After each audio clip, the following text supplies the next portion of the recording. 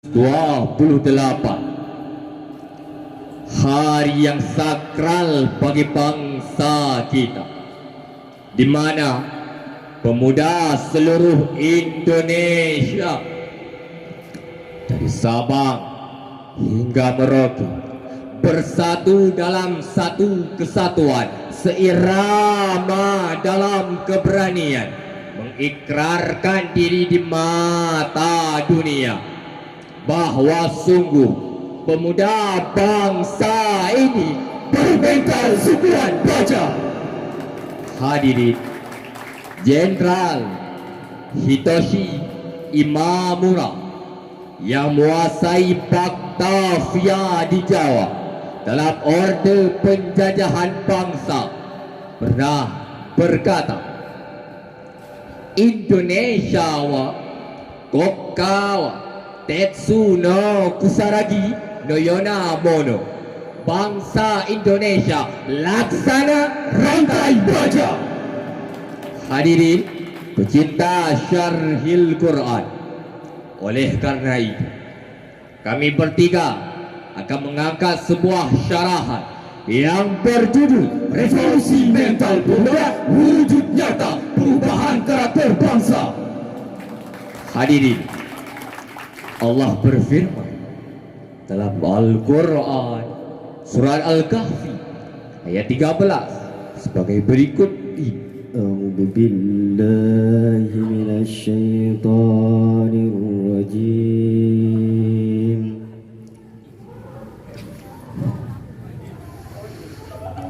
Bismillahirrahmanirrahim.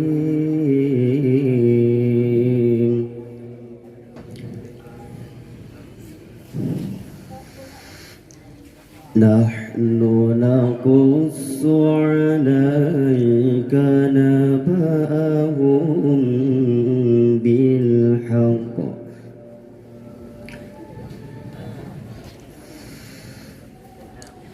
innahum fityatun amanu bi rabbihim wa zidnahum huda. Aku berlindung kepada Allah dari godaan syaitan yang terkutuk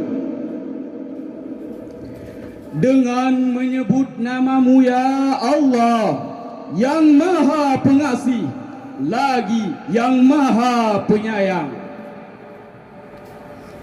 Kami ceritakan kepadamu Muhammad kisah mereka dengan sebenar-benarnya. Sesungguhnya mereka adalah pemuda-pemuda yang beriman kepada Tuhan mereka, dan kami beri petunjuk kepada mereka. Hadirin pecinta syarhil Quran, Imam Jalaluddin Al-Mahalli dan Imam Jalaluddin As-Suyuti dalam tafsir Jalalain jilid ketiga halaman 8 menjelaskan, telah kami kisahkan kepadamu Muhammad satu kisah dengan sebenar-benarnya tanpa ragu sedikit pun, yang mengisahkan para pemuda-pemuda yang beriman kepada Rabbi dan mengerjakan yang hak, meninggalkan kebatilan Allah Subhanahu wa ta'ala. Telah memberikan kita contoh para Ashabul Kahfi sebagai panutan pemuda Islam di seluruh dunia.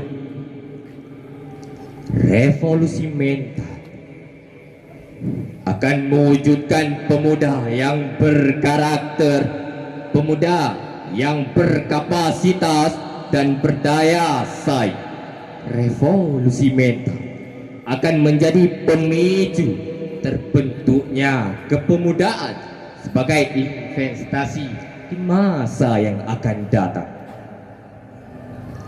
Pemuda yang maju adalah pemuda yang memiliki kemampuan, memiliki kompetensi hingga sanggup bersaing di kancah dunia. Pemuda yang bermental baja akan sanggup menyelesaikan permasalahan bangsa. Tidak hanya kuat mentalnya, imannya kepada Allah sekeras baja. Karena kuatnya sebuah agama ketika hamba mengenal siapa Tuhannya. Sebagaimana syair berikut ini. Awai agama Tuhan bertaturi, yang hana meriri dum tak percaya. Betapa dua Allahu Rabbi yang maha suci sidro yang esa. Islam, iman, tauhid, mu'arifah wa temu sapat geken agama. Sapa kurang agama sapat ke dalam neraka. Sapa kurang agama sapat ke dalam neraka. Walaupun perbedaan dan keberagaman yang menyelimuti bangsa kita, akan tetapi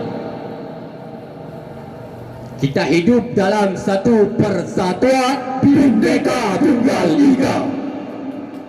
Hadirin pecinta syarhil Quran, 63 tahun Rasul memperjuangkan agama Islam sampai menyentuh titik kesempurnaan pada abad 20 ini.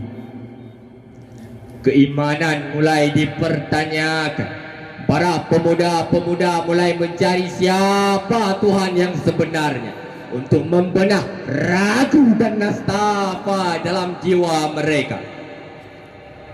Tidak sedikit hadirin yang terjerumus ke dalam sisi gelapnya kekufuran. Allah memperingatkan kita manusia dalam Al-Quran Surat An-Nisa ayat 136 sebagai berikut. Ya ayyuhalladzina amanu aminu billah wa rasulihi wal kitabil ladzi nazzala ala rasulihi wal kitabil ladzi anzala min qabl wa man yakfur billahi wa malaikatihi wa kutubihi wa rusulihi wal yawmil akhir faqad dhalla dhalalan ba'ida. Faqad dhalla dhalalan ba'ida. Sadaqallahul azim.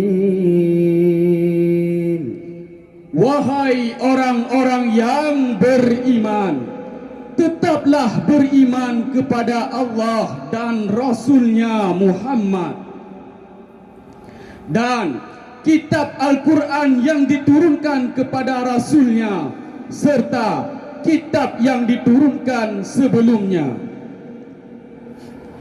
Barang siapa yang ingkar kepada Allah dan yang ingkar kepada malaikat-malaikatnya dan yang ingkar kepada kitab-kitabnya dan yang ingkar kepada rasul-rasulnya dan hari kemudian, maka sungguh orang itu tersesat yang sangat jauh.